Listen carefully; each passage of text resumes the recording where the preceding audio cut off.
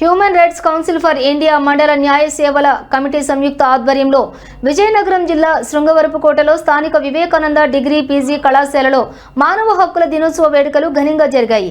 ఈ సందర్భంగా ఏర్పాటు చేసిన సదస్సుకు Srungavarapukota junior civil judge B Kanakalakshmi అధ్యక్షత వహించారు.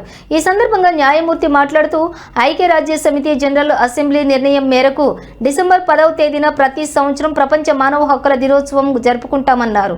అయితే దీని ఉద్దేశం ప్రపంచవ్యాప్తంగా పౌరులకు సామాజిక, రాజకీయ, ఆర్థిక అంశాలలో అందరికీ అవకాశాలు కల్పించడం అన్నారు. న్యాయవాది బొబ్బిలి రామకృష్ణ మాట్లాడుతూ హక్కులకు భంగం కలిగినప్పుడు చట్టాలను, న్యాయస్థానాలను ఆశ్రయించాలన్నారు. స్థానిక సమస్యలపై గళమెత్తినప్పుడే మానవ హక్కులను కాపాడుకోగలమని సూచించారు. జాతి, మత, కుల. So we should know our right at the same time our duty. So ఈ హ్యూమన్ రైట్స్ అనేది మనకి protection of human rights act అని చెప్పేసి మనకు ఒక యాక్ట్ పెట్టడం జరిగింది. ఆ యాక్ట్లో మనకి నేషనల్ హ్యూమన్ రైట్స్ ఇందాక సార్ చెప్పారు NHRC and state human rights commission అని. అంటే నేషనల్ లెవెల్లో మనకి ఎన్హెచ్ఆర్సీ ఉంటుంది, స్టేట్ లెవెల్లో state human right to give a complaint మీరు అంటారు.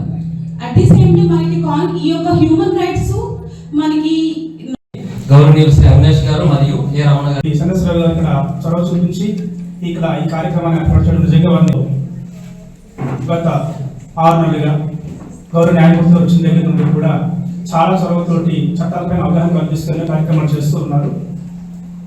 మరి ఈరోజు ఇక్కడ మనం